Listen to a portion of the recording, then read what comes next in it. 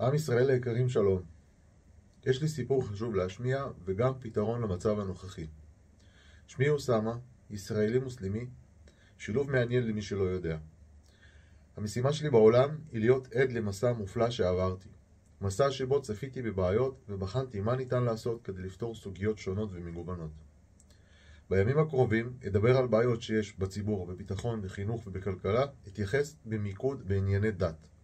שם צפיתי בבעיות מורכבות בין אוכלוסיות שונות ובחנתי כיצד ניתן לפתור סכסוכים ואי הבנות במטרה לחבר בין אנשים לשם מצוות השם.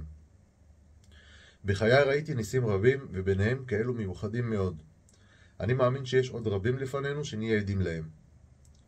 התפקיד שלי הוא להביא אור לעולם הזה, עם היכולת להבין את הצדדים, את בקשותיהם, ואכן גם את בקשת השם מאיתנו. פניי מופנות לשלום אזורי ועולמי. לכן, בימים הקרובים אני עומד להפיץ סרטונים בשפות שונות שיראו את היופי שיש בכל תרבות ואת המסרים החשובים ביותר שצריכים לעבור. בני ישראל היקרים, כ2 מיליארד מוסלמים מתפללים 5 תפילות ביום ונושאים בפיהם את הברכה הבאה. אדוני, ברך את מוחמד עליו השלום וצאצאי מוחמד עליו השלום, וברך את אברהם אבינו עליו השלום וצאצאי אברהם אבינו עליו השלום. ברכה זו נאמרת לבקשת אברהם אבינו לשם אות להכיר זה בזה, ואף בניגוד לחילוקי הדעות לומר תודה לאבינו עד כדי כך שאחד אותנו תחת שם אחד. תפילה זו ביקש אברהם אבינו עליו השלום ממוחמד עליו השלום, ועל כן נצטוו עליה כל המוסלמים בעולם. הקוראן הוא אוסף טקסטים שנמסרו בעל פה על ידי הנביא מוחמד עליו השלום, שהועברו מאת המלאך גבריאל עליו השלום. הקוראן אינו נגד היהודים ואינו חפץ ברעתכם, וההפך הוא נכון. ואכן, יש מורכבות רבה במלל וקושי גדול בהעברת המסרים בין הרבדים והמימדים של השפה. לכן אני כאן, להסביר נקודות רבות ולגשר על פערים בכל אי הבנה. יתרה מזו, הקוראן מזמין אתכם ללמוד ממנו כדי שתיראו, אך בפסוקים אחרים גם שולל זאת כדי להמחיש את הקושי והבדלי התפיסה בין הרבדים. נסתרות הן דרכי האל. מצד אחד יש לנו את 10 הדיברות, מצד שני נלחמים זה בזה בשביל להשיג כפרה.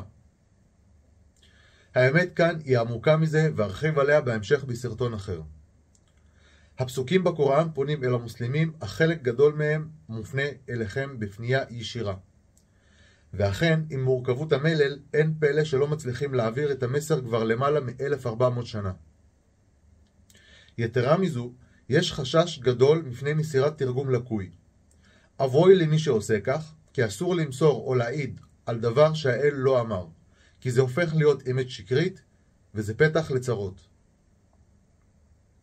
בדמותי אוסמה, אני ביצרי נוטה לעשות טוב לסביבה ולחפש את חקר האמת. על כן, לממש כל ברכה שהשם יתברך התכוון לברך בעולם הזה. במסכת פרה, בפסוקים 40-41, בני ישראל, זכרו את ברכתי אשר ברכתי אתכם, וקיימו את בריתי למען אקים את בריתי עמכם, ואותי לבד תראו. והאמינו בכתב אשר הורדתי, המאשר את אשר בידכם, ואל תהיו מן הראשונים הכופרים בו, ואל תמכרו את כתוביי במחיר זעום, ואותי לבד תראו. בפסוקים 47-48, אוי בני ישראל, זכרו את חסדי אשר הענקתי לכם, וכי העדפתי אתכם על פני העולמים. ויראו מיום אשר נפש לא תפרע בעד נפש מאומה, ולא תתקבל ממנה מליצה, ולא ילקח ממנה כופר, ולא יבשעו. המשמעות כאן שצריך להפסיק את המלחמה בכל מחיר. זה פוגע בכולם. עם זאת, לנהל שיח נכון עם ארגוני הטרור ולהוכיח את העובדות שהתממשו בהמשך על פי הפסוקים. אוסיף ממסכת נמלה בפסוקים 75-76, ואין מוסתרת ממסתורים בשמיים ובארץ, אלא והיא כתובה בספר נראה. זה המקרא מספר על בני ישראל את רוב מה הם בו מבקחים.